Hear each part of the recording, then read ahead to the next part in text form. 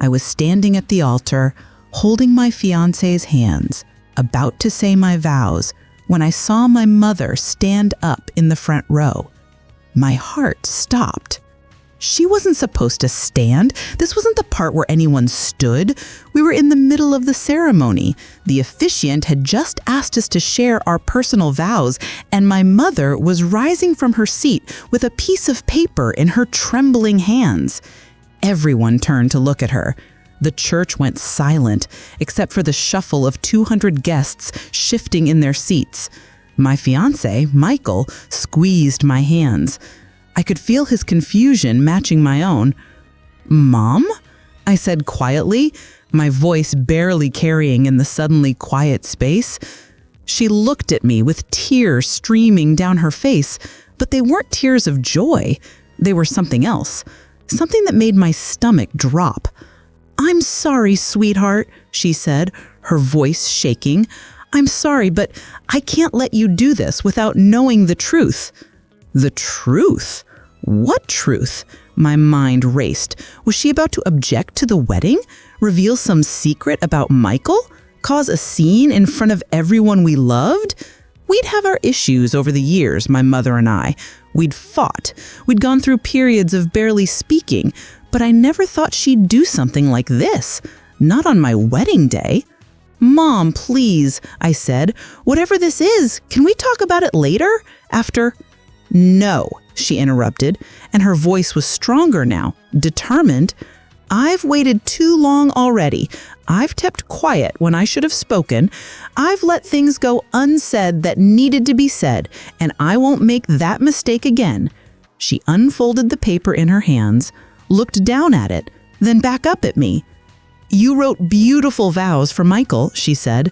"I heard you practicing them last night when you didn't know I was listening. You promised him your forever, your loyalty, your unconditional love." I nodded, confused about where this was going. "Those are the same promises I made to your father 35 years ago," she continued. "Promises I kept, even when it was hard, even when I shouldn't have. And that's what I need to tell you about. That's the truth you need to hear before you make those same promises." My father. She was going to talk about my father, my beloved, deceased father. I felt Michael's hands tighten around mine, felt the eyes of every guest on us, felt my perfect wedding day crumbling around me. "Mom, don't," I whispered. "Please don't do this. Not here, not now." She looked at me with such sadness and such love that it broke something inside me, especially here. Especially now, because this is my revenge, Caroline. My revenge for every time you told me I didn't understand real love, for every time you said I settled, for every time you looked at me with pity because I stayed in a marriage you thought was less than perfect. Revenge? She'd said revenge. My mother was about to take revenge on me at my own wedding, and I had absolutely no idea what she was about to say. My name is Caroline, and I thought I understood everything about love. I'm 28 years old, independent, successful, confident in my choices. I work in marketing for a tech company. I have my own apartment, my own car, my own life that I've built exactly the way I wanted it.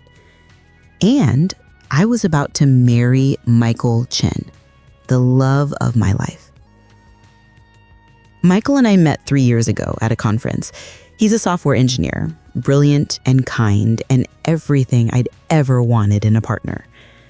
We connected immediately. Same sense of humor, same values, same vision for the future. We dated for a year before moving in together. We were equal partners in everything, splitting rent, sharing chores, making decisions together. We traveled, we left. We challenged each other to be better. When he proposed, it was perfect. Nothing elaborate or showy, just the two of us on a hike we'd done a dozen times, and him asking if I wanted to spend our lives hiking together, metaphorically speaking. I said yes without hesitation. My mother was happy for me. Or she seemed to be. She liked Michael, said he was a good man, helped us plan the wedding without complaint. But there was always something underneath, a tension I couldn't quite name. You see, my mother and I had a complicated relationship. We loved each other, that was never in question, but we never quite understood each other. Her name is Patricia. She's 62 years old. She spent her entire adult life as a homemaker, raising me and my younger brother David, supporting my father's career. My father, James, died 4 years ago. A heart attack at 58. Sudden. Devastating. I'd adored my father. He was warm and funny and present in a way a lot of fathers weren't. He came to every school event, taught me to ride a bike, to drive, to stand up for myself. He was my hero. But even as I loved him, I'd always felt a little sorry for my mother.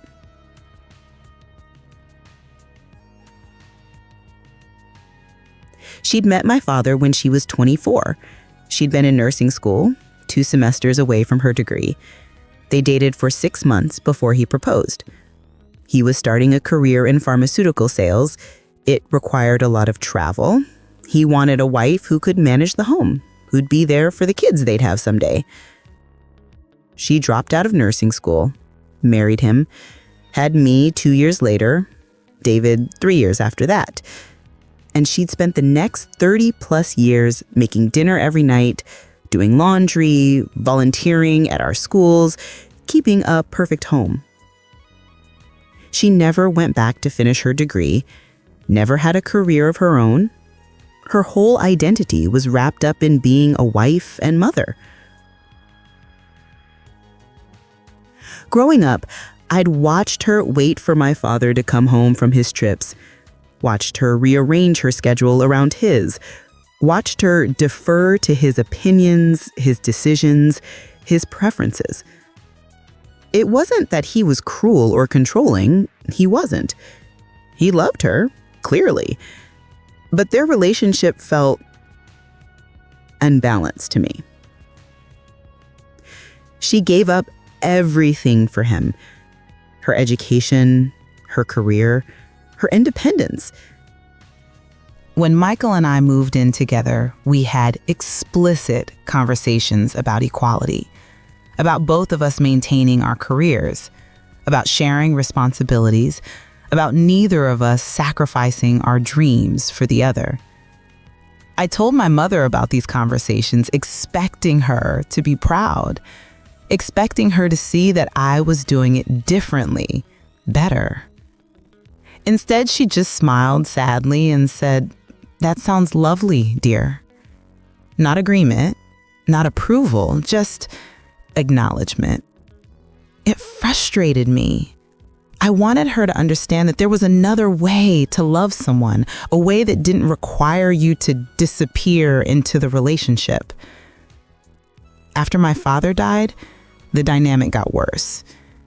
My mother was lost, completely untethered. She'd built her entire life around being his wife, and suddenly he was gone.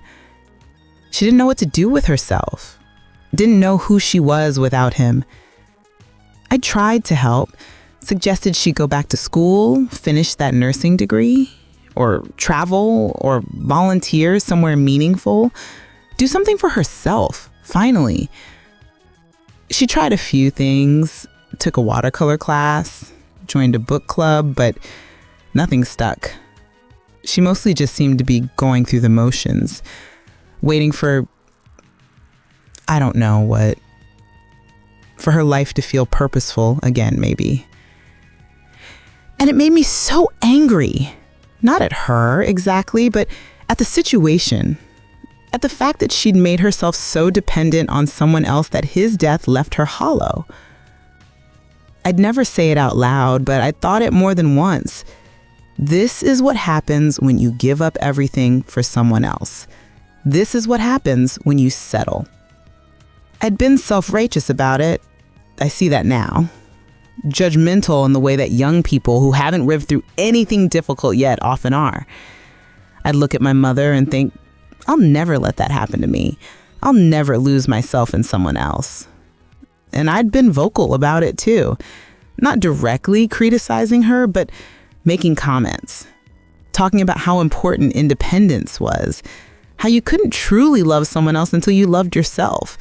How relationships should be partnerships of equals, not one person sacrificing for the other. I thought I was being enlightened, evolved, better than the previous generation. I didn't realize how much those comments hurt her. Or maybe I did on some level and didn't care because I thought I was right.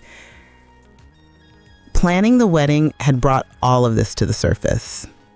My mother had opinions about everything, the flowers, the venue, the food. She wanted things done a certain way, traditional ways. I'd push back on most of it. Michael and I wanted something modern, personal, ours. We'd argued about the guest list, about the ceremony structure, about a dozen small details that, looking back, didn't matter. But underneath the arguments about flowers and seating arrangements was a bigger tension, a fundamental disagreement about what marriage meant. To her, marriage was sacred, permanent, a commitment you made and kept no matter what. To me, marriage was a partnership, something that should enhance both people's lives, not diminish them, something that worked because both people chose it continuously, not because they were bound by obligation. 2 weeks before the wedding, we'd had our biggest fight yet. She'd found a draft of my vows. I left them on the kitchen counter at her house while I was helping her with some repairs. She'd read them. She shouldn't have, but she did. My vows talked about partnership, about growing together while maintaining our individual identities, about choosing each other every day, not out of obligation, but out of genuine desire. When I came back inside, she was holding the paper with tears in her eyes. These are beautiful, but Carolyn, marriage isn't always about choice. Sometimes it's about commitment, even when you don't feel like choosing. Sometimes love is staying when things get hard. I know that, Mom. But it shouldn't be about losing yourself, about sacrificing everything. That's not what I did, she said, her voice tight. You think I have nothing left of myself? I think you made your entire identity about being his wife, and I think that's sad. You don't understand, she said quietly. Then help me understand, because from where I'm standing, it looks like you settled for a life that was less than what you could have had. She'd been quiet for a long moment. Then she'd set down my vows very carefully. You're going to marry Michael with these beautiful words about partnership and choice. And I hope you never have to learn what I know about marriage. I hope it's easy for you. I hope you never face the hard parts. What hard parts, Mom? Dad loved you. You had a good life together. Yes, we did, but not in the way you think. Then she'd walked away, leaving me confused and frustrated in her kitchen. We hadn't talked about it again. She'd continued helping with wedding preparations. We'd been civil, even warm. But that conversation hung between us. And now, standing at the altar on what was supposed to be the happiest day of my life, she was standing up with a piece of paper and tears on her face, talking about revenge, about truth I needed to hear, about my father. And I suddenly realized that maybe I didn't understand everything about love after all. Maybe I didn't understand anything at all. Please, Mom, I said again, my voice breaking. Whatever you need to say, we can talk about it after. Please don't ruin my wedding. She smiled then, but it was the saddest smile I'd ever seen. I'm not ruining it, sweetheart. I'm trying to save you from making the same mistakes I did, from carrying the same judgments I've carried. The officiant looked between us, clearly unsure what to do. Michael's hand was warm and mine, steady, but I could feel his pulse racing. Mrs. Patterson, the officiant said gently, perhaps we could take a brief pause? No, my mother said firmly. No more pauses, no more silence.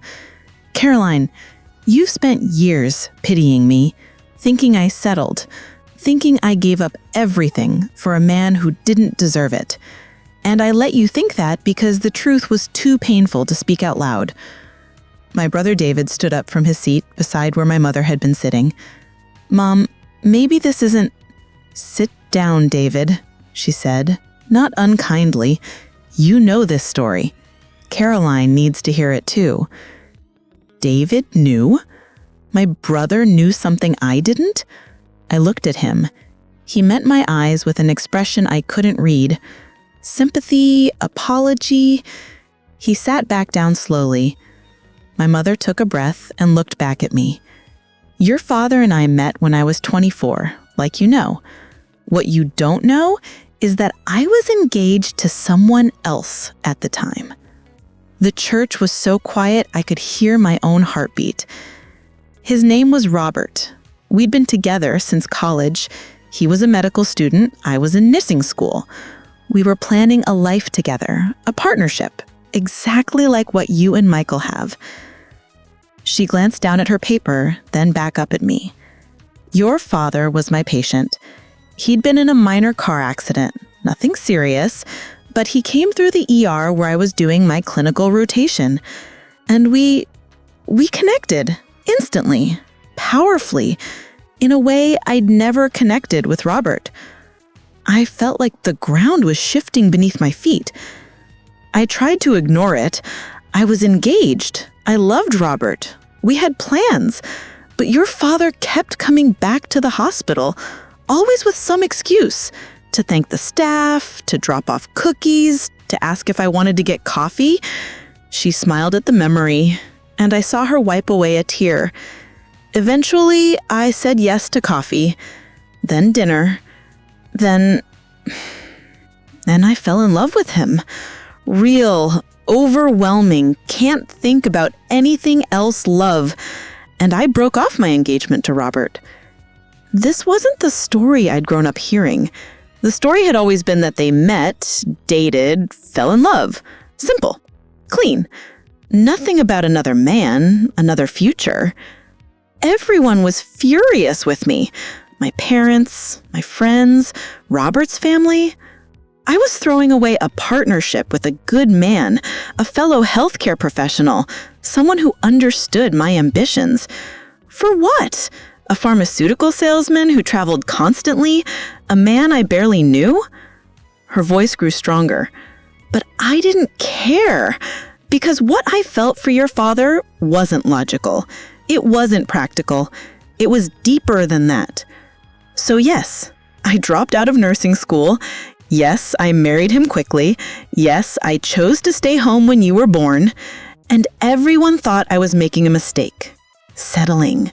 Giving up my dreams for a man. She looked directly at me. Just like you've thought for all these years. I wanted to argue, but I couldn't because she was right. But here's what you didn't know, Caroline. Here's the truth I've been carrying alone since your father died. She unfolded the paper completely.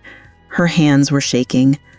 6 months after we got married, I found out your father had been unfaithful with a woman he met on one of his business trips. The world stopped. My father, my hero, my perfect father had cheated on my mother. It wasn't a long affair. Just a few weeks. But it happened. And I found out because she called our house, wanted him to know she was pregnant. No, this couldn't be true. The baby wasn't his, my mother continued, her voice steady despite the tears. DNA test confirmed that later, but at the time, I didn't know that. At the time, I just knew that I had given up everything for this man, and he'd betrayed me within months of our marriage. I felt Michael's arm come around my waist, holding me up. I hadn't realized I was swaying. I could have left, my mother said. Everyone would have understood. I could have gone back to school, finished my degree, married Robert or someone like him, started over. She paused.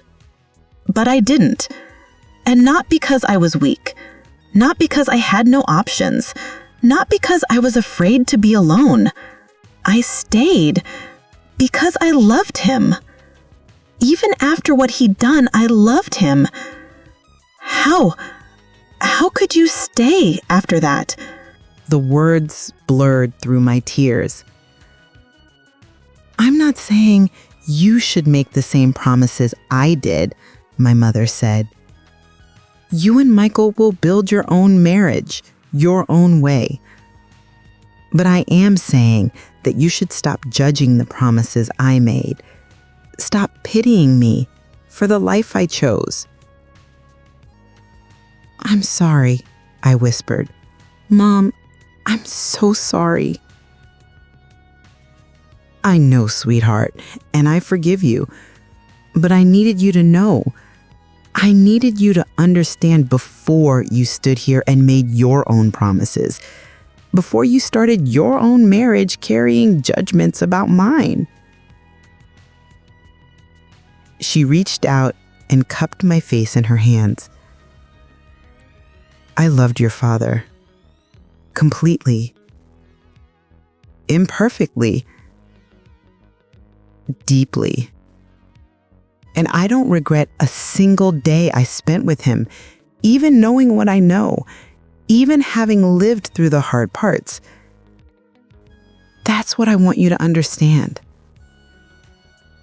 I do, I said. I'm starting to. She kissed my forehead. Then she turned to the guests. I apologize for the interruption.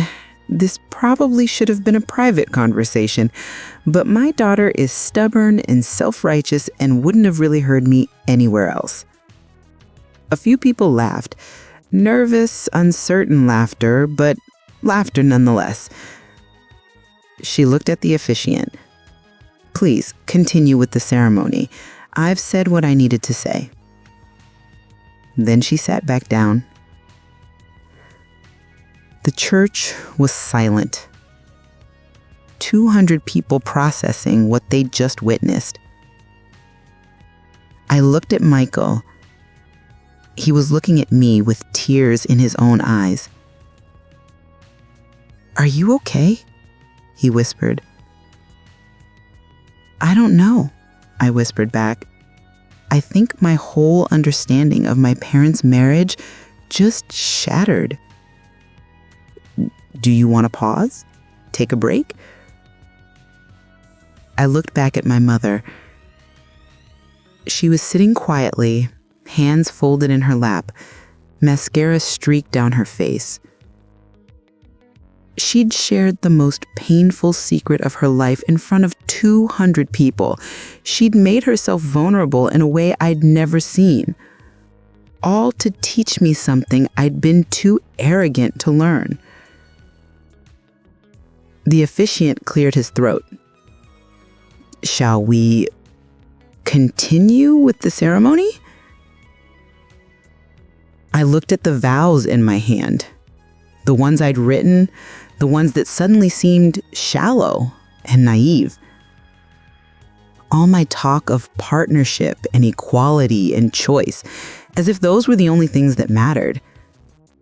As if love could be reduced to balanced scorecards and equal sacrifice. My mother had loved my father through betrayal, had chosen forgiveness when she could have chosen divorce, had built a life that was imperfect and beautiful and real. And I'd spent years pitying her for that. Caroline, Michael said gently, What do you want to do? I realized everyone was waiting for me, waiting to see if I'd continue with the wedding or if my mother's revelation had derailed everything. But here's what I suddenly understood.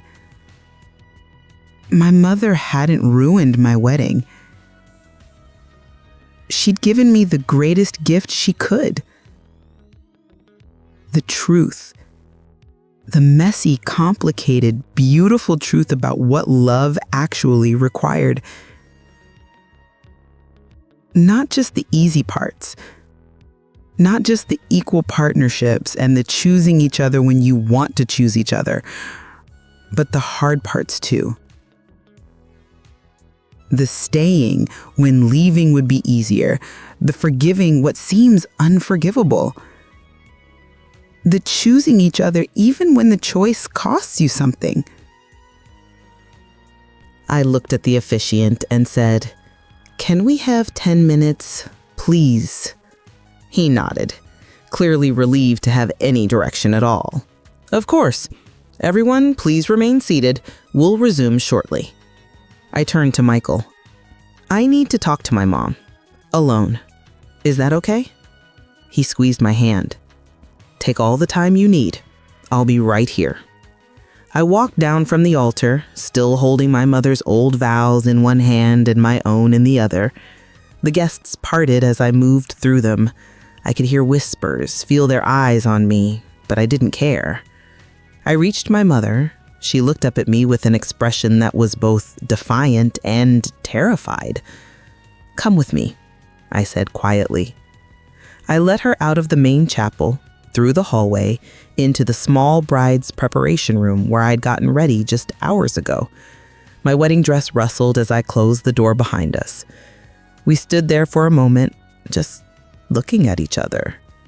Then I started crying. Really crying. Not the delicate tears I'd shed at the altar, but ugly, heaving sobs. My mother pulled me into her arms immediately. "I'm sorry," she said into my hair. "I'm sorry if I ruined your day. But Caroline, I couldn't let you marry him thinking I was this sad, pathetic woman who'd wasted her life. You're not. You never were. I was just too stupid and arrogant to see it." "You weren't stupid. You were young. You saw the surface of things." I pulled back to look at her. "Why didn't you tell me before? About the affair, about what you went through? Would you have understood if I had? Or would you have just pitied me more? Thought I was even weaker for staying?" She was right. A year ago, even 6 months ago, I would have thought exactly that. I would have been horrified that she stayed with a man who cheated on her. I would have seen it as proof that she had no self-respect, no boundaries. "I've been so horrible to you. All those comments about independence and not settling. All those times I implied your marriage was less than what it should have been. You were coming from a good place," she said gently. "You wanted to make sure you didn't lose yourself in a relationship. That's not a bad thing to want.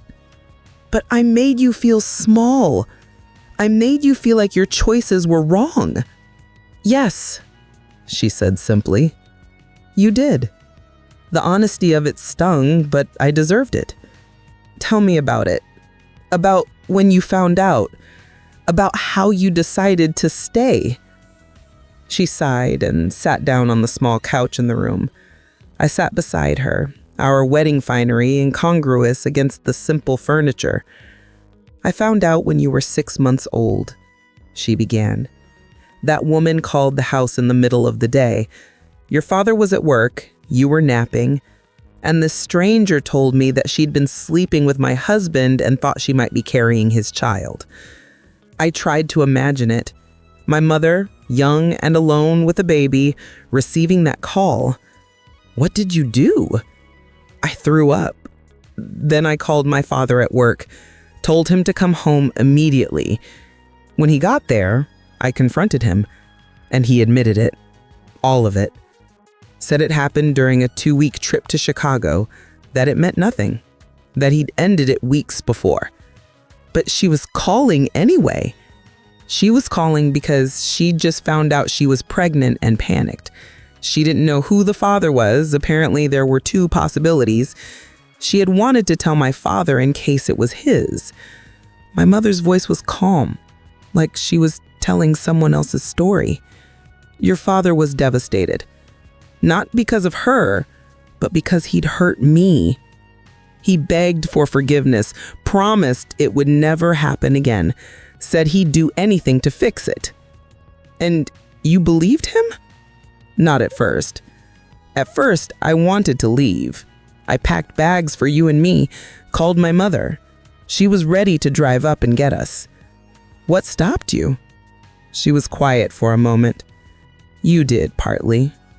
I looked at you sleeping in your crib and thought about raising you alone, about being a single mother in 1985 with no degree, no career, no income. It terrified me. So you stayed out of fear? That's what I told myself at first, that I was staying for practical reasons, for your sake. But that was only part of it. She looked at me. The bigger part was that I still loved him, desperately, and I couldn't imagine my life without him, even though he'd betrayed me. That doesn't seem like enough reason to stay. Maybe not to you, but to me, in that moment, it was everything. So I told him I needed time. I moved into the guest bedroom, refused to speak to him except about logistics with you, and I waited. For what? To see if he meant what he said, if he was really willing to fight for us.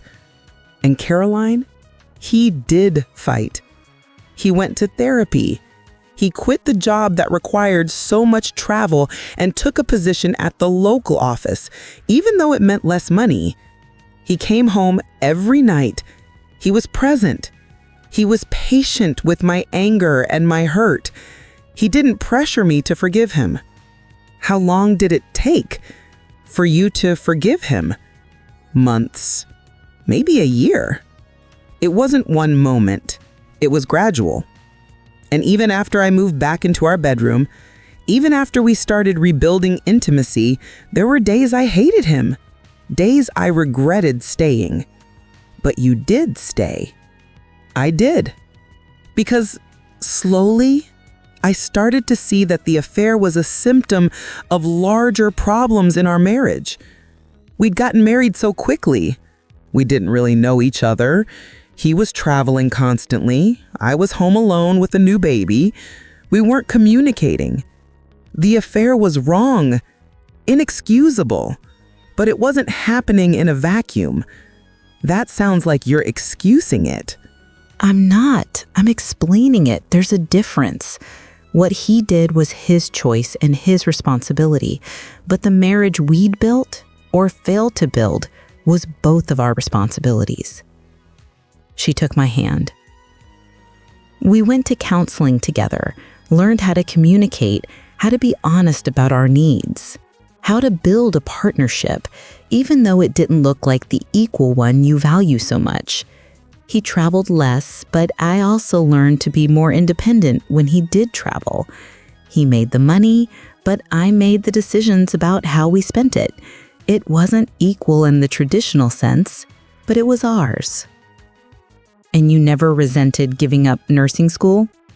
Sometimes I did, but I also found other ways to use those skills.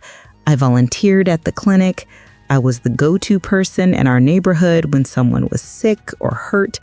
When you kids were in school, I took CNA courses so I could work part-time at the hospital. I found a version of that dream that fit the life I'd chosen. I'd forgotten about that. About the years when she worked at the hospital, taking evening shifts while my father was home with us. I never saw it as settling because it wasn't. It was adapting, It was choosing a life that wasn't plan A, but was still good, still meaningful. I've been so blind, I said. I thought I understood everything about your marriage, but I didn't understand anything. You understood one version of it, the version that was visible, but every marriage has hidden debts, things that only the two people in it really know. I looked down at the two sets of vows in my hands, hers and mine. Such different words, such different promises. I don't know if my vows are right anymore, I said. After hearing yours, mine seem so shallow. They're not shallow. They're honest to who you are and what you and Michael are building. But what if we go through something hard? What if the equality we have now doesn't last? What if one of us has to sacrifice more than the other?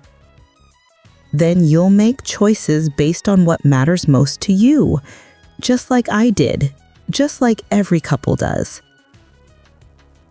I read through my vows again, all my words about partnership and maintaining individual identity and choosing each other daily. They weren't wrong, but they were incomplete. They didn't account for the hard parts, the parts where choosing each other would cost something, where love required more than feeling. It required commitment, even when the feeling faltered. I want to add something to my vows, I said suddenly. Can I do that? Is there time? My mother smiled. Sweetheart, 200 people just watched you interrupt your ceremony to tell your father's deepest secret. I think they can wait a few more minutes while you edit your vows. I laughed despite everything. That was quite the interruption. I know, I'm sure half the guests think I'm insane. The other half are probably crying. Either way, it'll be a memorable wedding. I stood up and went to the small desk in the corner, found a pen, looked at my carefully written vows. Then I started adding to them. Words about commitment when things get hard, about forgiveness, about choosing each other even when it's difficult, about understanding that love isn't always equal, but can be true. When I finished, I showed them to my mother. She read through them, tears streaming down her face again. These are perfect, she said. They're you, but they're also wiser than before. I learned from the best, from a woman who loved imperfectly but deeply, who made hard choices and stood by them, who taught me more about real love in 10 minutes at the altar than I learned in 28 years of watching her marriage from the outside. Caroline. I'm sorry, Mom, for judging you, for pitying you, for thinking I knew better, for making you feel like your life was less than mine. I forgive you, she said simply. I forgave you before I even stood up in that church. This wasn't about punishing you. It was about being seen, really seen, for who I am and what I chose. I see you now, and I'm in awe of you. We hugged again, tighter this time. I could feel her shaking with quiet sobs. Thank you, I whispered. Thank you for telling me, for caring enough about me to risk ruining my wedding. I didn't ruin it. I just made it more honest. She fixed my makeup, wiped away the mascara tracks, smoothed my dress. Are you ready to go back out there? Almost. There's one more thing I need to know. What's that? Do you really think this was revenge, or was it something else? She considered the question. Maybe it was both. Revenge against the years of judgment, but also a gift. The truth I should have given you a long time ago. Best gift I've ever received, even if the timing was terrible. Your future children are going to love telling the story. Remember when Grandma interrupted Mom's wedding to reveal Grandpa's affair? It'll definitely be legendary. We walked back toward the chapel together. At the door, I paused. Mom, one more thing. Yes?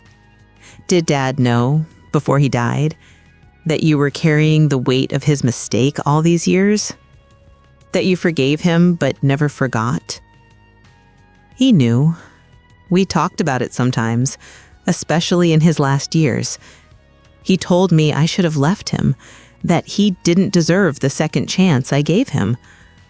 But he also said that the life we built after the affair was the best thing he'd ever done. That spending 34 years proving himself worthy of my forgiveness was his greatest achievement. He really loved you. He really did. Imperfectly, but completely. I wish I'd known all this while he was alive. He didn't want you to know. He didn't want to be diminished in your eyes. But I think if he were here, he'd understand why I told you today. Why? Because you were about to walk into marriage thinking it's all partnership and choice and equality. And while those things are important, they're not the whole story. Marriage is also about weathering storms together, about forgiving the unforgivable sometimes, about choosing commitment when the feelings fade. She squeezed my hand. Your father and I learned that the hard way. I didn't want you to have to learn it the same way. I wanted you to go into your marriage with your eyes open to all of it, the good and the hard and the complicated. I nodded. Then let's go finish this wedding. We walked back into the chapel together. Everyone turned to look at us. I could see concern on their faces, curiosity, surprise. Michael was still standing at the altar, waiting. When he saw me, his whole face lit up with relief. I walked back down the aisle, my mother beside me.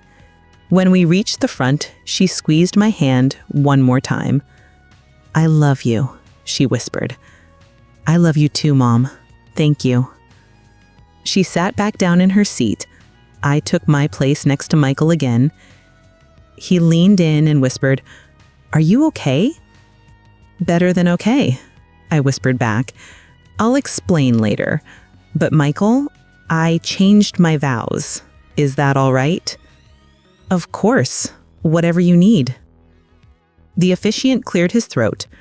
Are we ready to continue?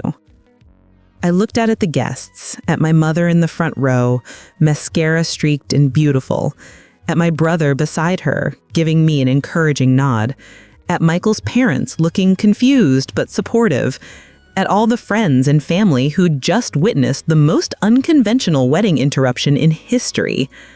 I said, yes, we're ready. Then please, the officiant said, share your vows. Michael and I watched the video last month. It's bizarre seeing it from the outside, watching you stand up, watching my face change as I realize what's happening. Do you still have my old vows, the ones I gave you? Framed in our bedroom, right next to our wedding photo. Her eyes well up. Really? Really, because they remind me every day what love actually is. Not the Instagram version, not the perfectly equal partnership I thought was the only valid kind, but real love, complicated, imperfect, committed love. We sit in comfortable silence for a moment. I feel the baby kick and press my hand to my belly. Do you know what you're having yet? Mom asks. A girl. Oh, Caroline. She's crying now, happy tears. That's wonderful. I'm going to tell her about you, I say. About what you did, about the choices you made, about how you loved Dad through everything. I want her to know her grandmother is a warrior, not a victim. I'm not a warrior. I'm just a woman who made choices. Same thing, I say. Making hard choices and standing by them, that's what warriors do. She wipes her eyes. What are you going to name her? We're still deciding, but I was thinking maybe Patricia for her middle name. My mother's hand flies to her mouth. She's openly sobbing now. You don't have to do that, she manages. I want to. I want her to carry your name, your strength, your example. She comes around the table and hugs me, careful of my belly. I love you so much, she whispers. I love you too, Mom. And I do. Not despite the choices she made, but because of them. Because she showed me that love isn't simple or easy or equal. It's choosing. It's commitment. It's staying. It's forgiving. It's building something real, even when it's hard.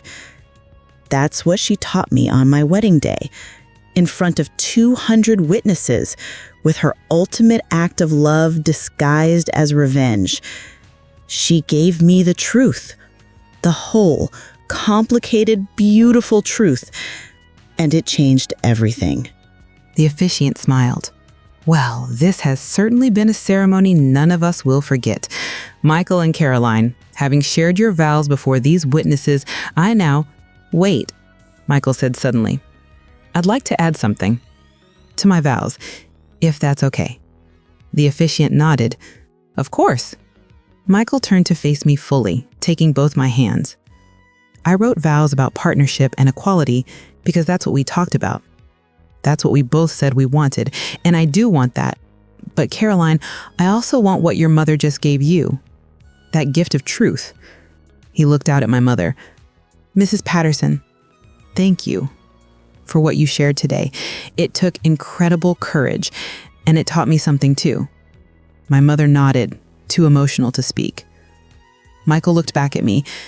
Caroline, I promise to love you imperfectly.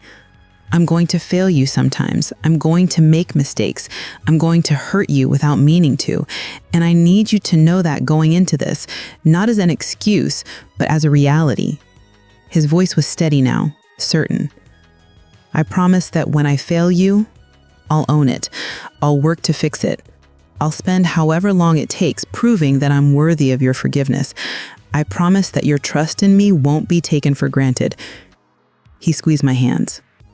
I promise to see your sacrifices, to acknowledge when you're carrying more than your share, to never let you feel diminished or small or less than. I promise that partnership doesn't mean everything is always 50-50. Sometimes it's 60-40. Sometimes it's 90-10.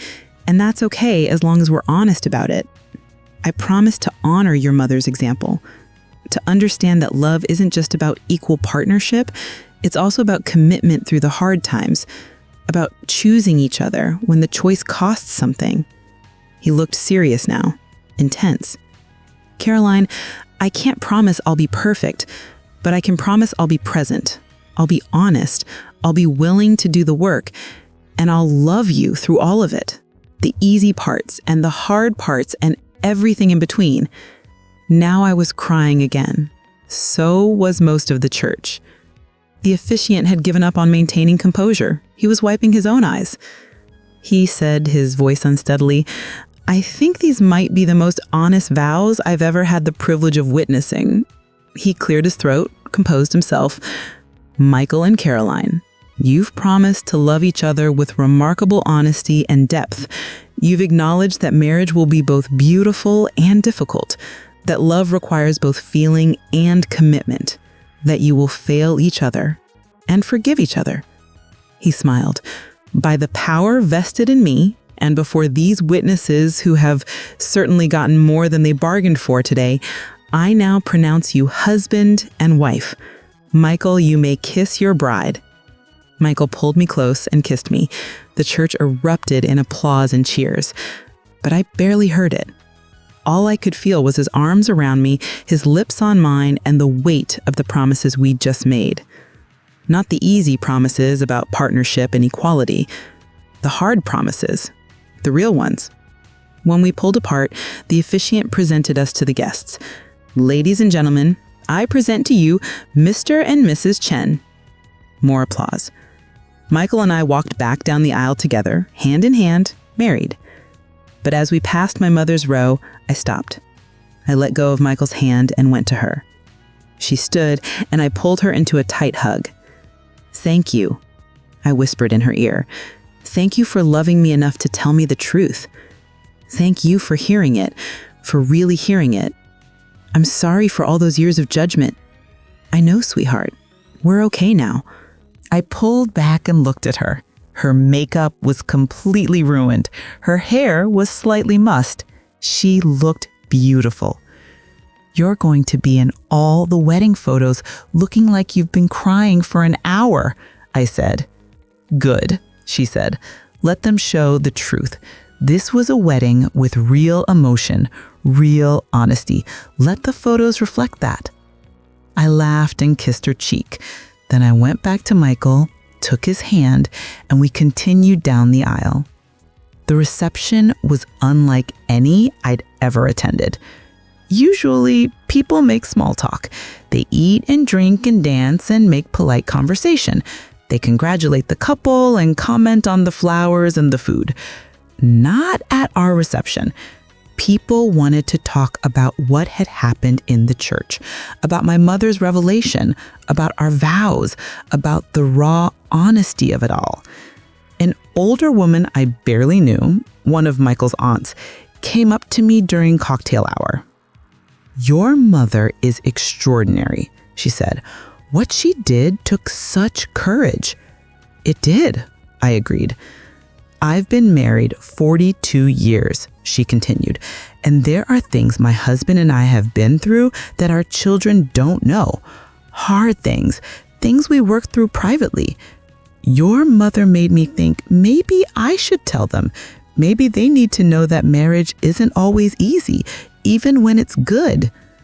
Throughout the evening, I had similar conversations, people sharing their own stories of marriage, of hard times and forgiveness, of choices that looked like settling from the outside but were actually strength. My mother was surrounded all night, people wanting to talk to her, to thank her, to share their own experiences. At one point, I saw her laughing with a group of women, and I realized something. She wasn't the sad, lost widow I'd been seeing for the past 4 years. She was a woman who'd lived a full, complicated life, who'd made hard choices and owned them, who'd loved deeply and survived loss, who was stronger than I'd ever given her credit for. I'd been so focused on what she'd given up that I'd never seen what she'd gained. David found me near the end of the reception. "That was quite a ceremony," he said, handing me a glass of champagne. "I can't believe Mom did that," I said. "I can. She's been carrying that for years. The judgment from you, the secret about Dad. She needed to let it out." "You knew. Why didn't you tell me?" "It wasn't my story to tell. And honestly, Caroline, would you have listened before today?" I thought about it. Probably not. Exactly. You needed to hear it from her in a moment when you couldn't dismiss it or rationalize it away. It was still crazy to do it at my wedding. It was, he agreed, but also kind of brilliant. You're never going to forget this day, and you're never going to forget what she taught you. He was right about that. David joined us in putting his arm around my waist. "Your family knows how to make a wedding memorable," he said. "I'm so sorry. This was supposed to be our day, and instead it was honest. Instead, it was real. Instead of a perfect performance, we had actual truth and emotion and meaning. Caroline, I wouldn't change a thing." "Really?" "Really. Those vows we ended up saying, those were so much better than what we'd written because they were born out of something real. Your mother gave us a gift." I looked across the room at my mother. She was dancing now with David, both of them laughing. "She really did," I agreed. Later that night, after most of the guests had left, my mother found me. "I should go," she said. "Let you and Michael enjoy the end of your reception." "Don't go yet," I said. "Dance with me first." She looked surprised. Really? Really? We went to the dance floor. The DJ played something slow and sweet. We danced together, mother and daughter, in my wedding dress and her tear-stained cocktail dress. I meant what I said, I told her as we swayed. Thank you. For today, for the truth, for loving me enough to risk embarrassing me in front of 200 people. She laughed. I was terrified. I kept thinking, she's going to hate me for this. She's going to tell me to sit down and never forgive me. I could never hate you, Mom. I'm sorry I made you feel like I did. You didn't hate me, you just didn't understand me. But you do now. I'm starting to. That's all I wanted, to be understood, to have my choices respected. Even if they weren't the choices you would make. I respect them. I'm in awe of them, honestly.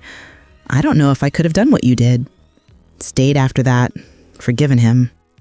You don't know what you're capable of until you're tested, she said. I didn't know either. But when the moment came, I knew what I wanted. I wanted him. I wanted our family. I wanted to fight for it. So I did. Did you ever regret it? Some days. Some days I thought about what my life would have been like if I'd left. If I'd finished nursing school. If I'd married Robert or someone like him. If I'd had a career and independence and all the things you value. And I think I would have been happy that way too, but differently happy. I chose the happiness I have. And it was enough. The song was ending. We slowed to a stop. Mom, I know I said it before, but I need to say it again. I'm sorry for all the judgment, all the pity, all the times I made you feel small. And I've forgiven you, truly. We're starting fresh from today. Fresh sounds good. She cupped my face in her hands, just like she'd done at the altar. Be happy, Caroline. Love Michael with everything you have. Build the marriage you want. And if it's easy and equal and everything you hope, I'll be thrilled for you. And if it's not, then you'll make choices, hard ones. And I'll support you in whatever you choose, because I trust you now. I trust that you understand what love actually requires. I hugged her tightly. I love you, Mom. I love you too, sweetheart. So much. When she finally left, Michael found me again. Ready to leave? He asked. Start our honeymoon? Almost. There's one more thing I need to do. I went to the table where we'd put the guest book, picked up a pen, and on a blank page in the back, I wrote down my mother's original vows, the ones she had given me earlier. Then I wrote beneath them, Mom, these vows are beautiful. They're real. They're everything I misunderstood about love. Thank you for teaching me. Thank you for your example. I'll carry these words with me for the rest of my life. I love you, Caroline. I closed the book.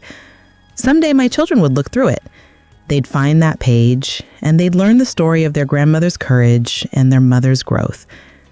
They'd learn that love isn't simple, that it requires more than feelings, that sometimes the deepest love comes from the hardest choices. Michael took my hand. Now, are you ready? Now I'm ready. We left our wedding reception hand in hand, married, committed, eyes wide open to what that really meant.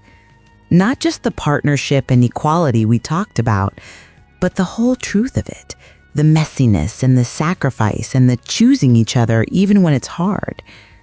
My mother had given me that, had risked everything to make sure I understood. It wasn't the revenge she'd called it. It was love. Pure, complicated, imperfect love. The same love she'd had for my father. The same love she had for me. And I finally understood it. That was 3 years ago. I'm sitting in my mother's kitchen now, the same kitchen where I used to sit and silently judge her choices. The yellow curtains she picked out 30 years ago still hang in the window. My father's coffee mug still sits in the cabinet, though she doesn't use it. Some things change. Some things stay the same. I'm pregnant, 6 months along. It's why I'm here on a Tuesday afternoon instead of at work. Maternity leave started early due to some minor complications. Nothing serious, but enough that my doctor wants me resting more. My mother has been incredible, coming over to cook, helping me prepare the nursery, just sitting with me when the anxiety gets too much. Michael is wonderful too, of course. He's taken on more at home, rearranged his schedule to work from home more often. Our partnership is still strong, but it's not always equal anymore. Right now, I need more, and he's giving more, and I'm learning to accept that without guilt, just like my mother tried to teach me. "How are you feeling?" Mom asks, setting a cup of tea in front of me. Tired, scared, excited, all of it. That's normal. Were you scared when you were pregnant with me? She sits down across from me, terrified. You were my first. I had no idea what I was doing. And your father was traveling so much back then. I felt very alone. Even before the affair? We can talk about it now. Openly. Honestly. It's no longer this shameful secret. Even before, though I didn't realize how alone I felt until after, when we started being more honest with each other. Do you think you would have felt less alone if you'd kept your career, kept nursing? Maybe. Or maybe I would have just been stressed in a different way. There's no way to know. She reaches across the table and takes my hand. Caroline, you're going to make different choices than I did. You're going back to work after maternity leave.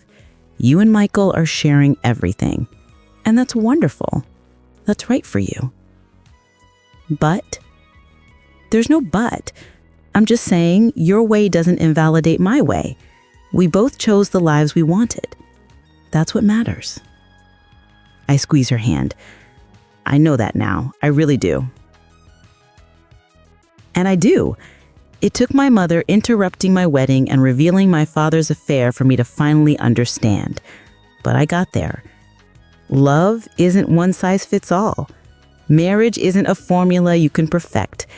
Every couple has to find their own way, their own balance, their own version of commitment. My mother's way was giving up her career to focus on family. Mine is trying to balance both. Neither is better. Neither is worse. They're just different choices made by different women in different circumstances. Have I told you lately how grateful I am for what you did at the wedding? Only about 100 times. I'm serious, Mom. That was the bravest thing I've ever seen. And it changed everything for me. My marriage, my understanding of love, my relationship with you. It needed to be said. I just wish I'd said it sooner. The timing was perfect. Dramatic, but perfect. She laughs. People still talk about it. I ran into one of Michael's aunts at the grocery store last week. She said it was the most meaningful wedding she'd ever attended. Michael went first. His vows were what he'd written weeks ago. Beautiful words about partnership, about growing together, about choosing me every day. Words about respect and equality and building a life as equals. They were perfect.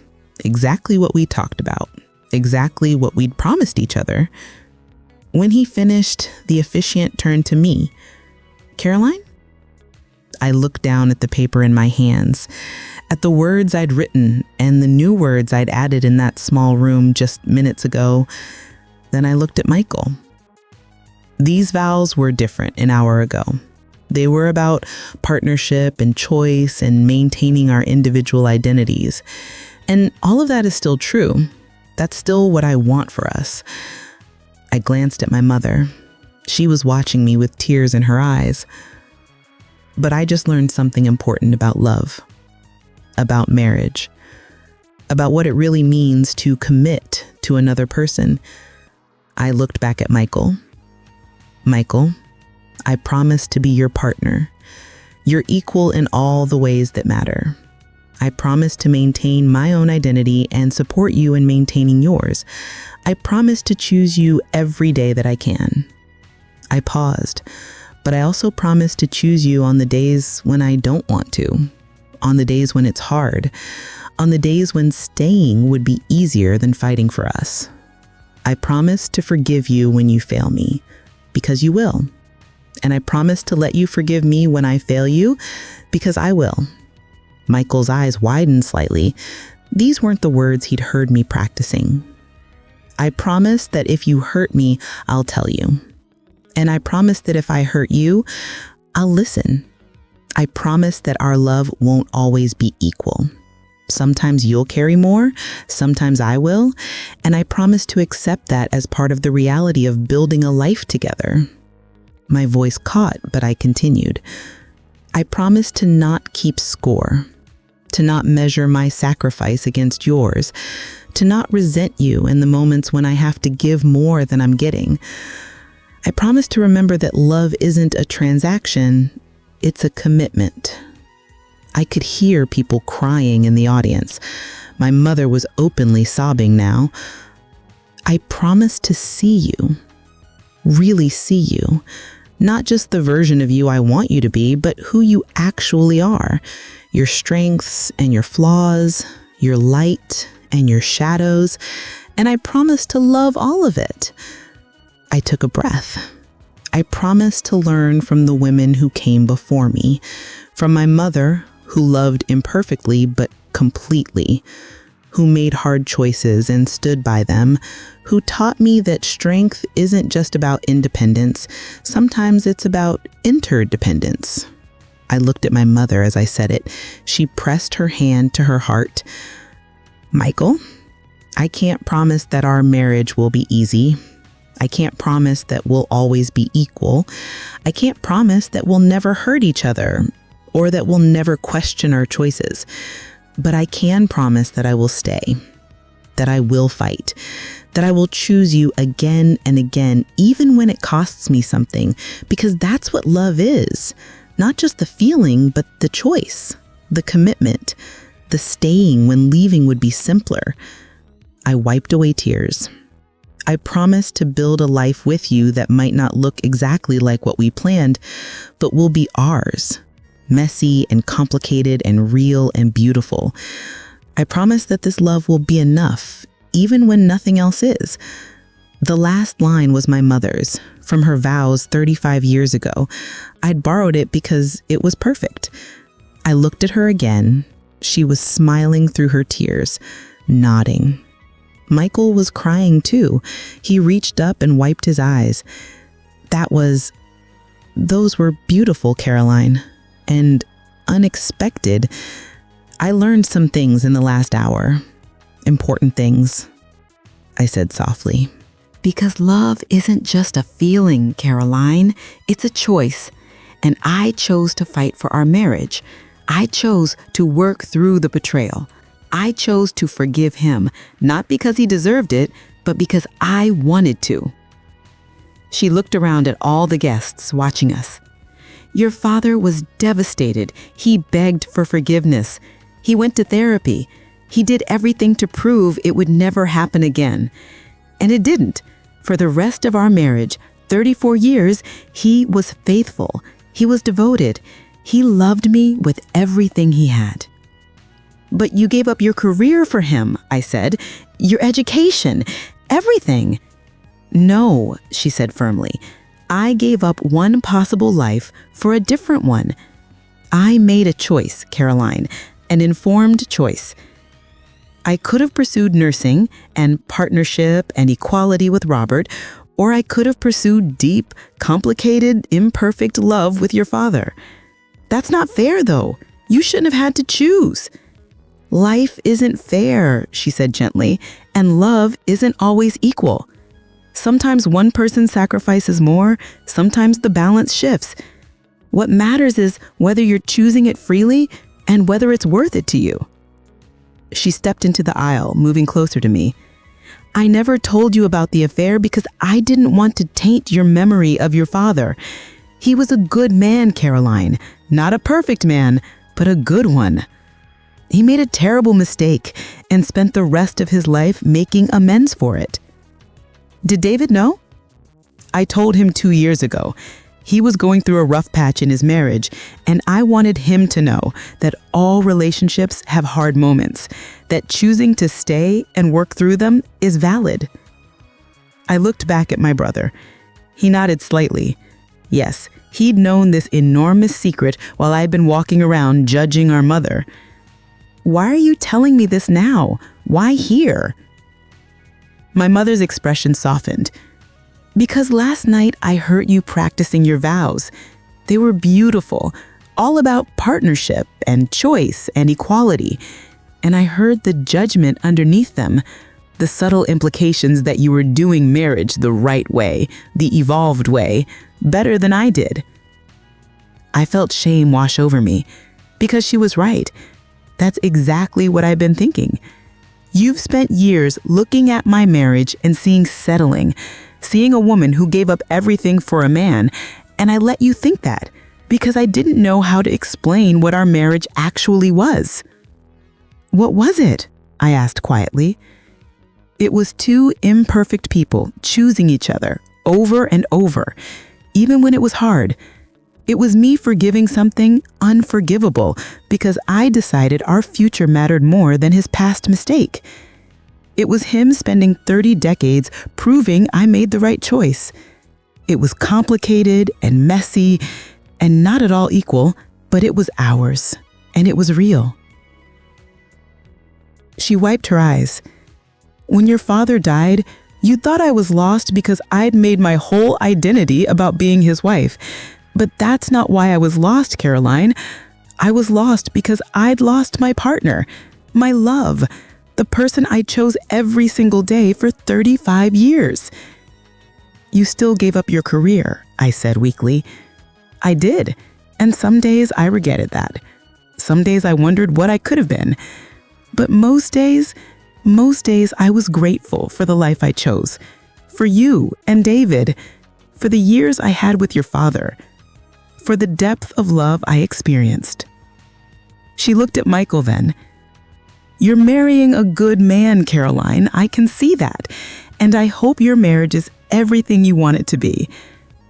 I hope it's equal and balanced and easy.